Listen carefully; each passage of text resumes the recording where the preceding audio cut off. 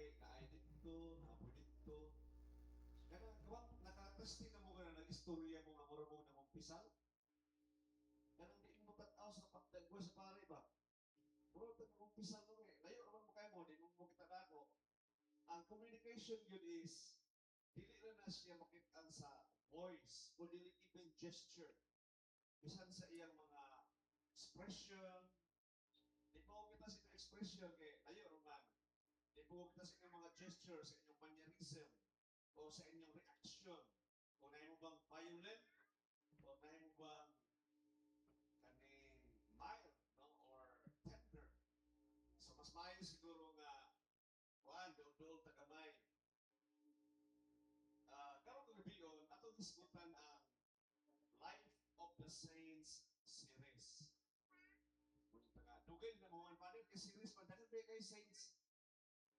Ato lang pilion siguro ang kuan, pipila na dili siguro tanan. Pasig mo enta ni Saint Pedro Calungsod. Usa ka santos na Pinoy, no, na taga Bohol. O niadto kuan dito siya na martir sa Guam, no, yan. But tonight, atong diskutan ang kinabuhi sa usa ka santos nga naimo silang patron saint sa mga exorcist. O kini sila nga mga santos ato lang gibahin na si duwa. Nagkuha ta og isa ka patron saint sa Eastern Catholic o sa Western Catholic. Unsa man ang Eastern Catholic? Muna siyang Orthodox Church. Catholic, not Roman Catholic. Okay? So, Katoliko, Padili Romano. Ang mainstream, ang duha ka main nga sapa o dili sa extreman. So, Greek, no? Duha ka agian sa tubig ba? O ngayon mo siya isa katako ng suba. Sapa plus sapa equal suba. No? So, ang isa ka sapa, mao ang Roman Catholic. O ang isa ka sapa, mao ang Eastern Catholic. Is Orthodox, Oriental Orthodox, Syriac, Coptic, o kagan pa. Like, Russian Orthodox is the most, sila ang tako kayong population. I would say close to 8 million. So, ato nang diskutan ang duha ka santos na si Saint Basil the Great o si Saint Benedict of Nursia. Saint Basil. Di ko malimot kaning Saint Basil kayo naman. Ang sikreto sa pagluto para lami ang imong giluto, butangan nimo og basil leaves. Colorado. Ang ato kay bawa, ikuha naman pati namang lemongrass, di ba? Ang sarap sa saya. Aklat. No? Pwede na ito ma-flash kung kagwa di ko ni Padre, ni Saint Basil the Great. Actually, sa Catholicism, dahil mga saints na ito, the Great, pipila lang, I would say 5 lang siguro, no? Ang last is Pope Leo the Great, no? I think first. Pero St. Anthony, St. Basil the Great, usa lang sila sa mga great na mga saints nga naay title nga the Great tungkol sa ilang mga anak. Lain naman yung mga saints kay mga kuan man pare-pareho naman pag dagway. Kabayran buhok, nga na ba? Medyo upaw, no? Niya mga kagpay-aping, no? Lawang og tikoy, islog kang aping, ano ba? Way kaon, no? Kuha sa feeding. Okay.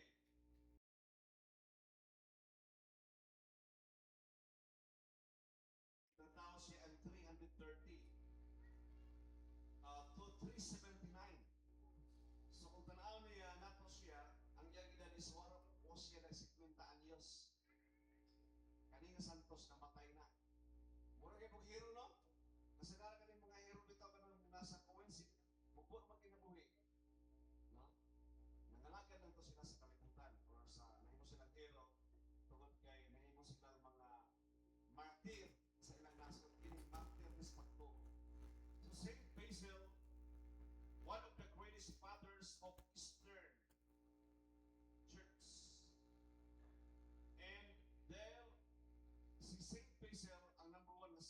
nga atong istudyuhan.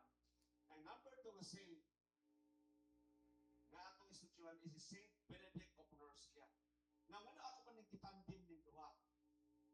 Again, as I said earlier, maumagod ni sila ang mga exorcist, ang mga saints, patron saints sa mga exorcist.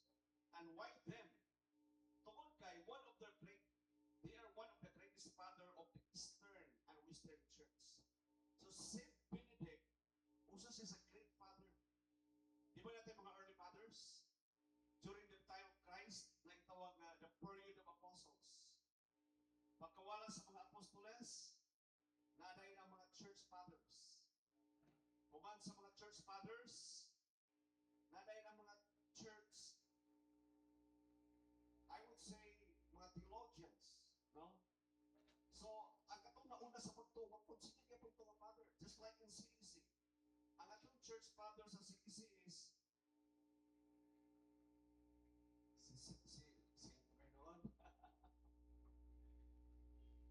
Whitfield Adler. No? Kanang isa, dili na ito mo consider kaya nasa extreme left side.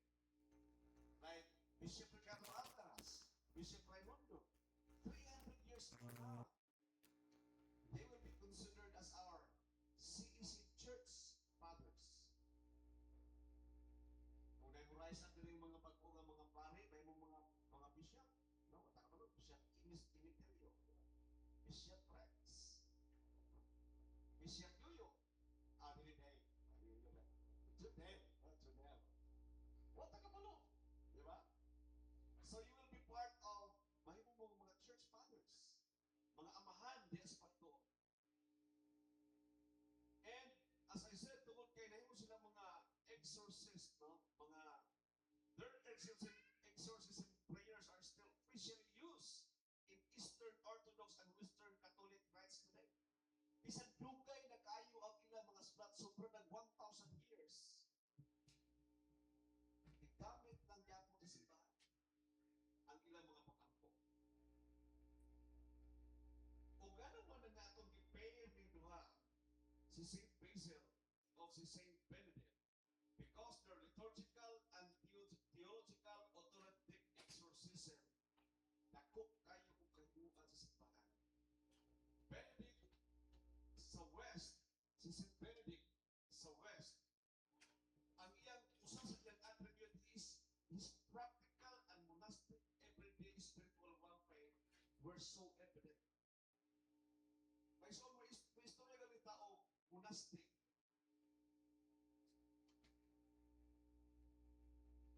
Ingon siya nga, usa ka takailhan nga ang Kristohanon mukamot kayo sa usa ka lugar o present ang monastery. Tungod kay diha sa monastery, diha may tabo ang monastic life. Unsa man ang monastic life natin? Kinabuhi sa pagpuasa o pagampo. Naay mga tao nga nangalagad sa community that their discipline is devoted with prayer and fasting. And they are praying for that city or for that country. Kung ang usa ka lugar or usa ka nasod walay monastery, walay prayer life. Mao bitaw nga although kini atong gamay nga cathedral, kung tanawon ni mo ni wa may concrete walls diri, puro sa siya mga nagkapok ng mga ng upan. But we have our daily prayer. And it is part of monastic life, devoting ourselves in prayer. Mabitaw nga, when the apostles nag-choose sila sa 72 leaders, tungod kay dili maayo nga ang mga apostoles, ang 12 apostles, mauna ang mag-distribute sa pagkaon. Mag-apod sa pagkaon, bakit daghan mo sila mga followers. O nagpili sila mga elders, mga leaders sa church, so that they can devote themselves for prayer and teaching. Para ilang mas ibuto o ilang magahinan ang ilang kaugalingon diya sa pag-ampok sa pag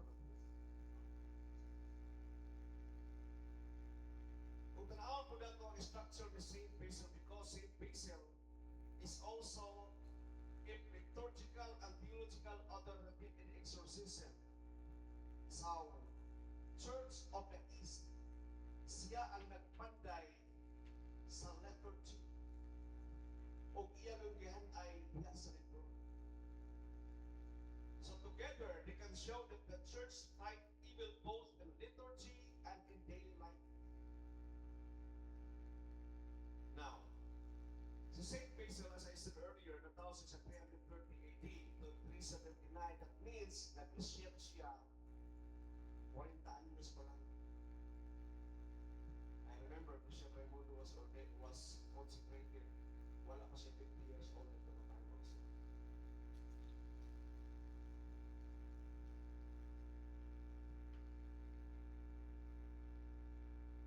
Ang iyang key teaching point ni Saint Basil is, evil spirit are real but subject to Christ's authority.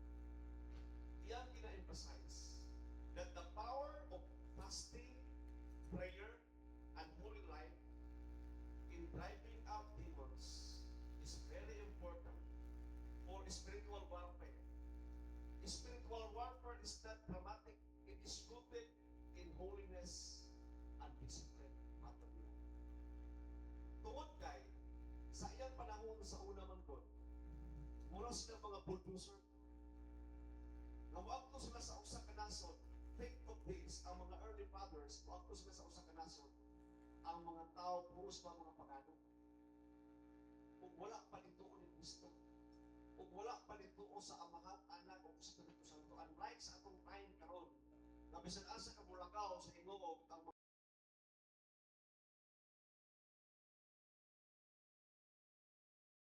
kalang lang ngala ni Kristo, mura sila kabulto. Kita mo lang bulto, sir? Di ba, bako? Ang kanang bako, kamay mo na bakit? Kanang piloder, maka-push, ito na siya. Pero, ang iyang likida na kay Rubberman, ang bulldozer mura na kang tinitira. Ubaon niya ang mga walls o mga stronghold. That is why, importante kayo sa ila ang exorcism. Si Saint Basil, natao siya sa Cappadocia, Turkey. He belongs to a deeply holy Christian family of saints. Sa ato pa, kining tawana, obvious na ang iyang papa o mama, mga devout Christian, o ang iya igsuon mismo, brother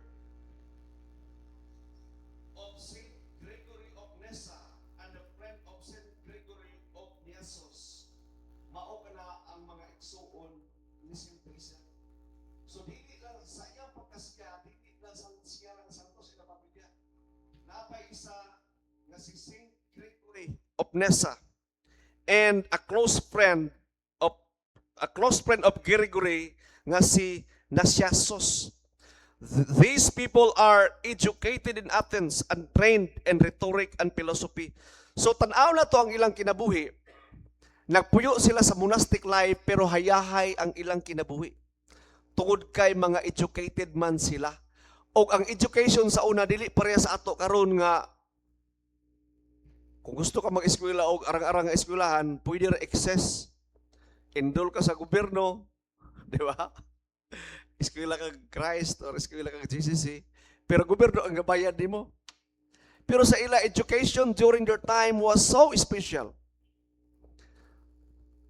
Tukuga in fact, mag-apply ka sa ila sa una is like you go to Aristotle or you go to a philosopher or Plato.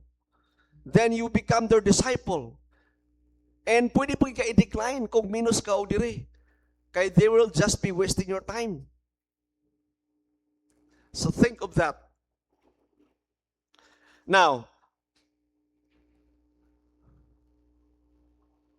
initially, si Saint Basil pursued a worldly career but converted to life of asceticism after a spiritual awakening, and he became a monk, then later bishop of Caesarea. No, so region ni siya sa Turkey. Ang iyang mga achievement nga maklaro kay nato in history is he is a defender of true doctrine, fought against Arianism, defending the full divinity of Christ, helped shape the church teaching on Holy Trinity. Tungod kay sa unang panahon, naay usa ka obispo obispo nga nag-ingon nga si Kristo tao. Dili kuno si Kristo Dios. That is the spirit of Arianism nga nisulod diha sa konsiho sa mga obispo. Si Arius sa una nga usa ka obispo, nag-ingon gid siya nga si Kristo kuno tao lang og dili siya Dios.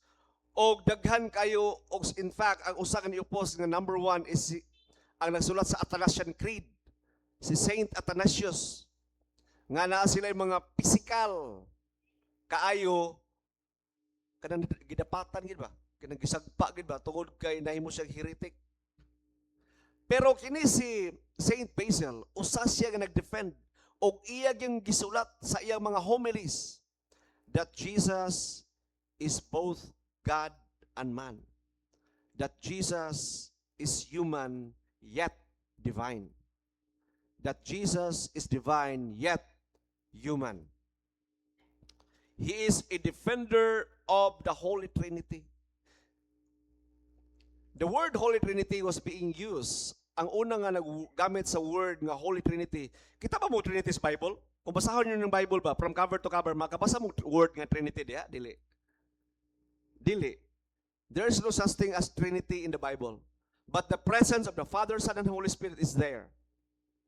And Saint Basil, usagi siya nag-help shape the church teaching on Holy Trinity.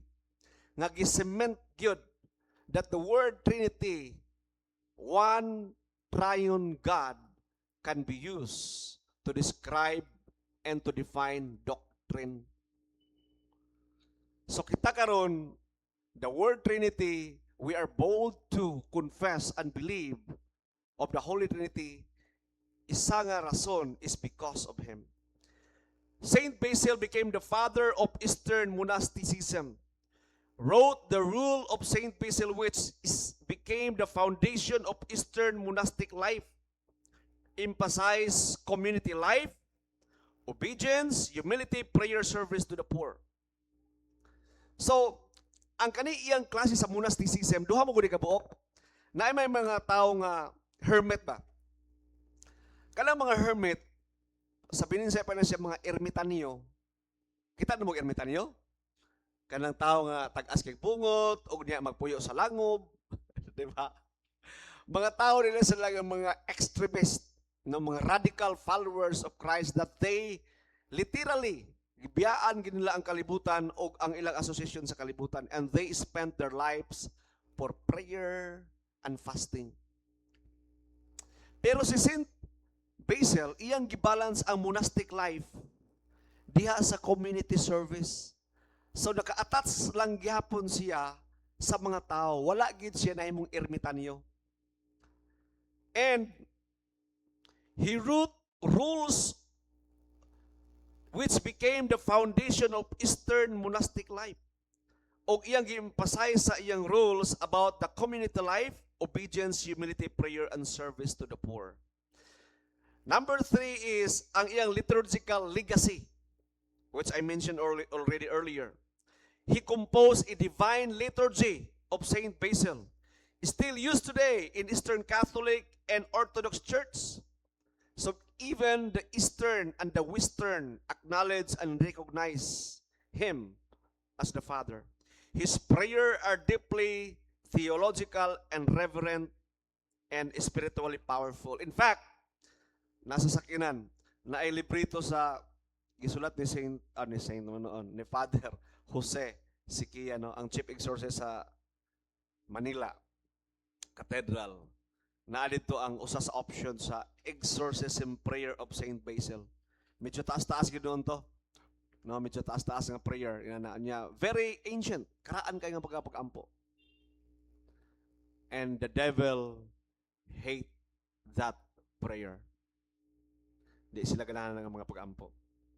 Saint Basil authority in spiritual warfare, authored exorcism prayer, still officially used in Eastern, taught that demons are defeated only by, not by spectacle, but by purity of life, fasting, prayer, and the authority of Christ. Iyang gitudlo diha sa libro sa exorcism that the demons can be defeated with or by purity of life, fasting, prayer, and authority of Christ. Actually, naan naman talani, pero kita struggle talaning number 1, purity of life. Kay atong gipasangil nga nabitaw grasya, di ba? Nabitaw grasya sa Ginoo. Dili lang tanan ng purity of life o dili lang tamag ning kamot. Maigsoon, that is part of the equation. Balansi ka na nga gitudlo gayud ni Saint Basil. Saint Basil's character and social works built on the first organized Christian welfare center called the Basiliag, a complex, nagtukod siya building. First organized Christian welfare for the poor, sick, and traveler. And he is a model of pastoral charity in action. Kuyaw, ano? Sa iyang panahon, nakatukod siya og usa ka complex or usa ka organization for the poor, hospital for the sick, and travelers sa mga dumuduong. Sa una, di mo basta-basta mag-travel, unlike in our time. Naay motorize, naay sakinan. Sa una, di basta-basta. Mugawas ka sa city, duhara may tabo nimo. Kung dili ka mapatay sa mga nag-ambush nimo, kanang bandits ba? Mamatay ka sa atake sa lobo, sa leon, or sa tigre. Wildlife, the attack. So, it's not easy. That's why he established a complex for the travelers. And he is a champion or a model of pastoral charity in action. Ngunit giawat karon actually sa Roman Catholic, mo bitaw dahan ka silang order, di ba? Na sila mga Columban, na sila mga Jesuits, na sila mga kanang mga babae bito sa kanang ga-establish sa Christ karon, RVM, Religious of Virgin Mary. Katong kang Teresa of Calcutta, to take care of the poor, the dying, the sick, the less fortunate, marginalized people in our society. Dili ni na-inspire sa iya kinabuhi.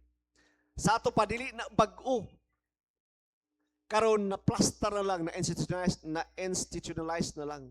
Pero during the time, Moronic bulldozer. He said, the devil is strong, but only where man is weak. Holiness, discipline, and union with Christ are the true weapon. The devil is strong, but only where man is weak. Mahimo lang mato ni Saint Basil, ang yawa mahimo lang kuno kusgan kung kita mahimong huyang tungod kay wala ta diha ni Kristo. In holiness, discipline, and union with Christ are the true weapon. Maigsoon, remember this. Kita mga Kristohanon, dili lang enough that we are holy. But number 2, we must have discipline. Actually, dahang kita nagkulang kita dani ba? Kaning word nga discipline. That even me. Layo pagit sa tinuod ang atong disiplina. Sa oras lang daan kaning tanaawan niyo ng mag-workers fellowship ta. Workers pa, di ba? Katong last time, si Deacon Junel man ito nag-share.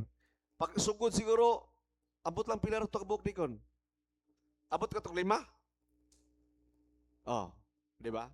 So, discipline. Asa naman ang atong nagkalayo nga gugma sa Ginoo? Wala na.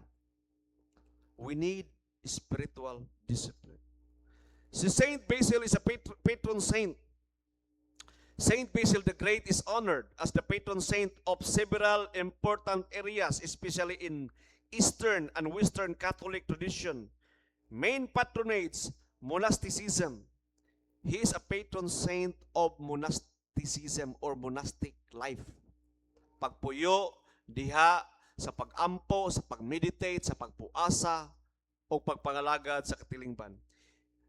Saint Basil, as a patron saint, he is considered as the father of Eastern monasticism because his rule of Saint Basil became the foundation of communal religious life in the East. Hospital administrators and caregivers. So sa mga admin diha sa hospital o sa mga caregivers, he is the patron saint. Siya ang ginatawag. He built one of the first large-scale Christian hospital, the Basiliad. So ang mga tao na nagngalan din nga Basil man ang iyang ngalan, so Basiliad, no? Bapa Christ, Christian, mo rin na ba? Name after him. Caring for the poor, sick, and travelers. Saint Basil, social justice and charity workers, known for his strong preaching on helping the poor and condemning hoarding of wealth.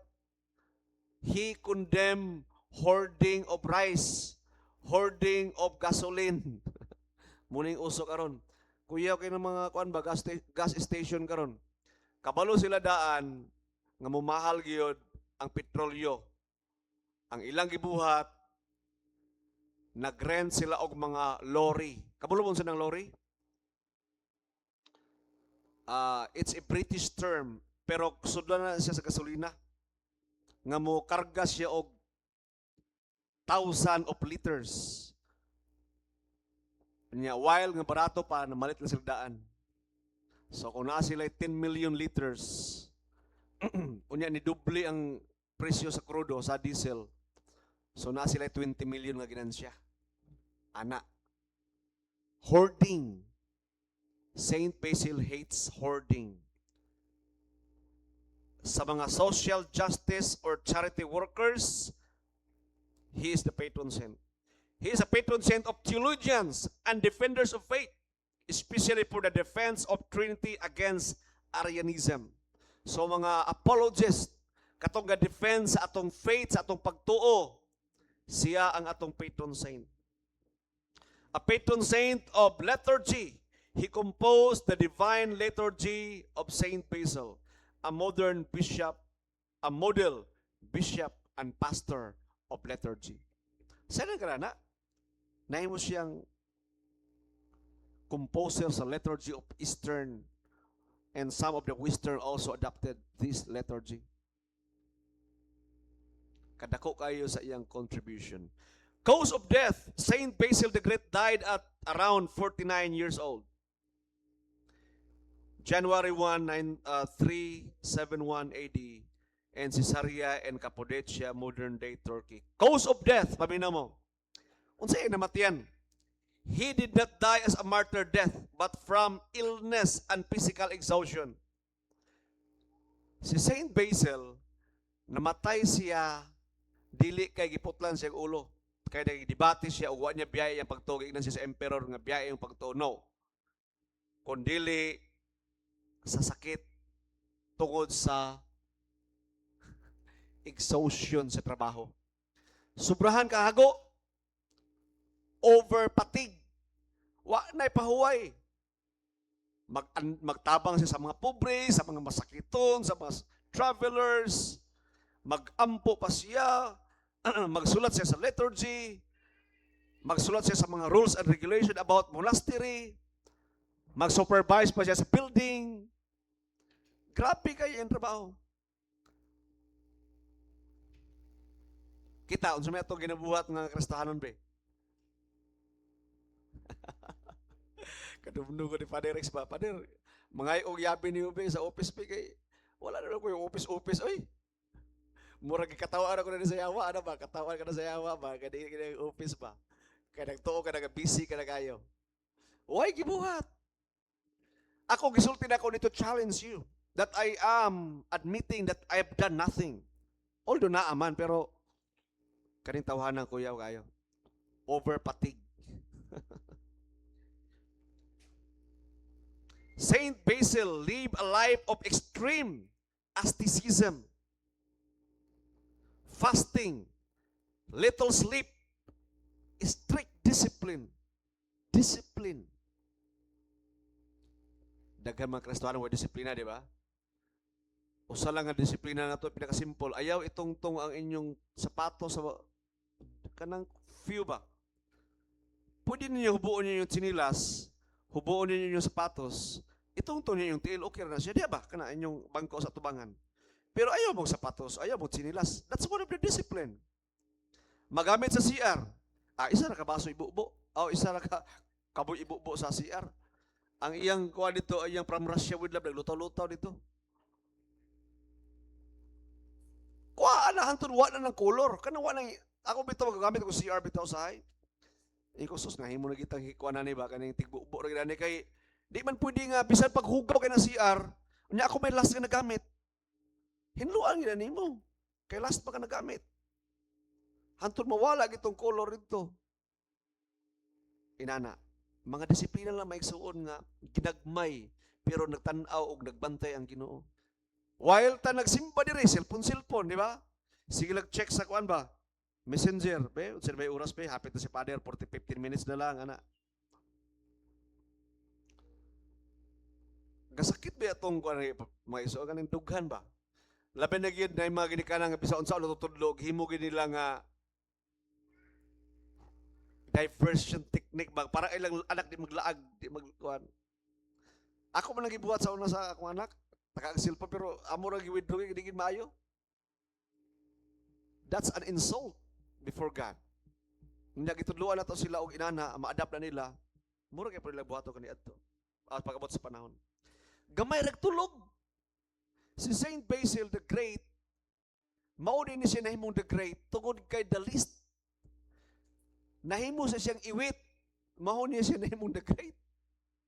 So the way for us to be exalted is all the way down. Saint Basil, one of the cause of death is heavy pastoral work as bishop, theologian, defender of faith. So obispo pa siya, theologian pa siya, makikdebate pa yun. And he's running charitable service, running hospital, and feeding the poor. Kasimba ko dito sa kuan, sa unsa na simbahan, sa Kibagat ba? Tingala ko nagdala-dala pa sa Pader Imi og bagay ito. Abriya dia. Bugas sa isulod ito. Katuro sa kasimbay ang gitagaan ko, may sad. Kay kung iya to i-announce, dahil manimba po ng simbahan. Feeding the poor is our obligation. Taking care of the widow is our obligation. Taking care of brothers nga walay pamasahe is our obligation. Pero doon alam ng gahom, kaya na, no? Sila sa una, tagduha ka adlaw ilang binaklaya. Aya sila magkabot sa ila. Then napay mga tulisan o napag yung mga wildlife. Kita karon, street naman na ang gahom. Bisa piyong-piyongan. Ay lang piyong ha kay Marisibliksan. All these wore down his body and he died relatively young. Ang namatian din niya, kini mga trabaho nga grabe kay kahagong budlay kayo. Some saints says his death was like a consuming offering. He gave himself completely to Christ, not killed by persecution, but spent by love, labor, and holiness. Usa ka istorya sa kinabuhi ni Saint Basil. The time the emperor and the unafraid bishop. So, Saint Basil was an unafraid bishop. During the time of Emperor Valens, din is Valentina, saint man to. The empire was under pressure to accept Arian heresy, which denies the full divinity of Christ. So, nakumbinsi ni Arius nga bisan gali ang emperor sa Roma nga si Kristo dili Diyos.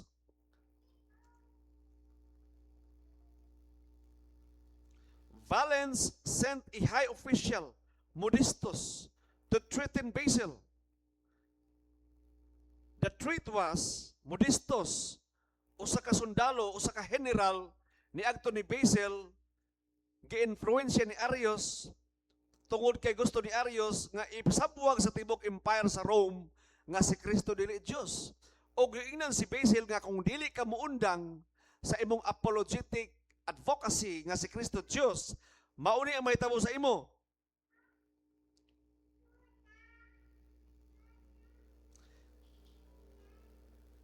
Basil, your property will be confiscated. Number 2, you will be exiled. Number 3, you will be tortured. Number 4, you will be tortured until death. Ug si Saint Basil ni reply, fearlessly reply, Saint Basil answered calmly, siya inyo i-confiscate ang akong wealth? I have nothing but a few books and worn cloth. Isa, sige, kuhaan nyo. Ako mga karaan ng mga libro daw, ako mga gisi ng mga sadina. Oh, inyo makakulutoson. Inyo kong i-exile? You are threatening me to be exiled? Instead, the earth is the Lord's. I am at home everywhere. Insa ka hadlok ba ko i-exile ninyo? Ang kaning tibuok kalibutan, bisag inyo ko i-exile sa Patmos, kay mong may the nearest, and just like John. Instead, the earth is the Lord's house. Torture? My body is too weak. The first blow will end it.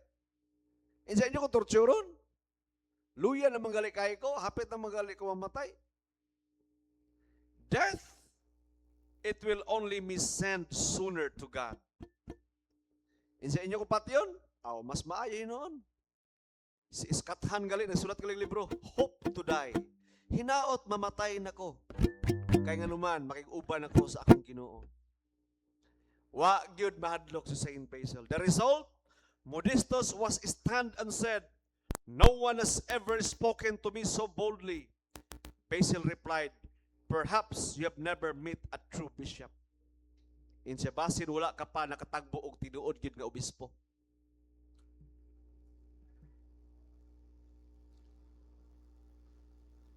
Si Pope Leo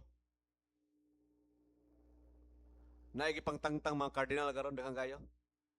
I think murag 15 to 16. Tanggal niya. Ana siguro ubang kardinal mga kuan ba hit-hit ba hit-hit latay siguro ba dun sa mga rason na. Pero majority gid is pedophile. Biotism ba?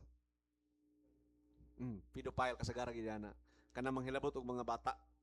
Kay ang kaning mga acolyte sulod-sulod siro gawas ana. Bantayon kay na siya sa iglesia. Labi na gyud kay rampan kayo sa ila ang ana. Kay wa may usap na sa rason kanang di kaminyo. Mo bitaw nga kung di ka maminyo diri sa CEC, ops, ato nang bantayan kay kanang man na nga dili magkaipog kana. Pero dili tanan. Celibacy is a gift from God. It's a grace sa Ginoo nga gihatag. No. So may soon napabay sa kasantos pero tanaw na ko murag mabitin ta. No, ato na ning i-conclude by saying niingon ang Ginoo, let your light so shine before men, that people may see your good work and your Father in heaven will be glorified. Saint Paul says, follow me as I follow Christ. We have to follow these people, these guys.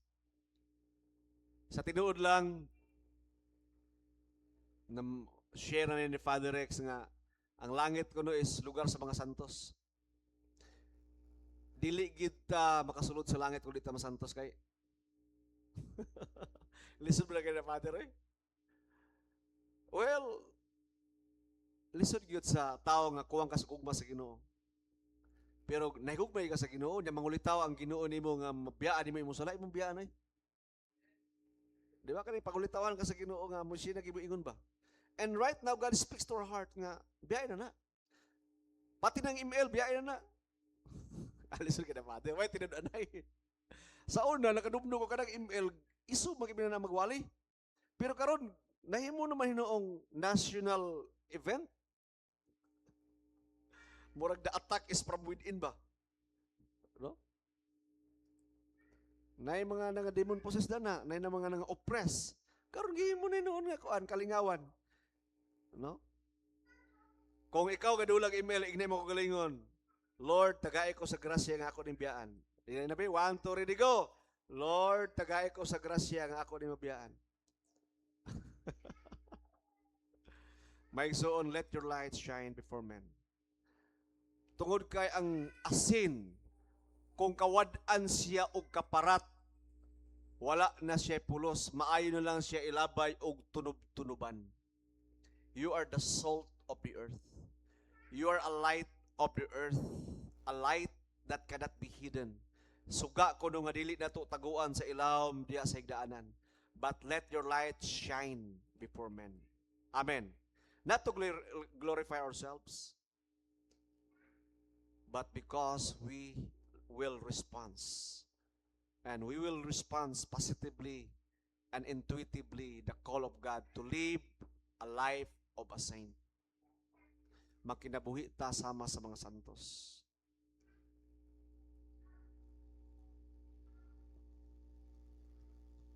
Lisod mo ginagod. Pero we will become saint through grace. We will become saint through grace because heaven is a place of a saint. May so diya man tapaingon. Unya kung dili ka gusto masantos, dili ka angay sa langit. So, by God's grace, through grace, pinagi sa iyang grasya, pinagi sa iyang kusog, atong masunod ang mga footsteps sa mga nauna pa nato. Amen. I hope nga ang kinabuhi ni St. Basil naka-inspire sa ato. You can dig deeper, daghan pa kay mga resources nga atong mabasa bahin sa iyang kinabuhi. So, dirita sa atong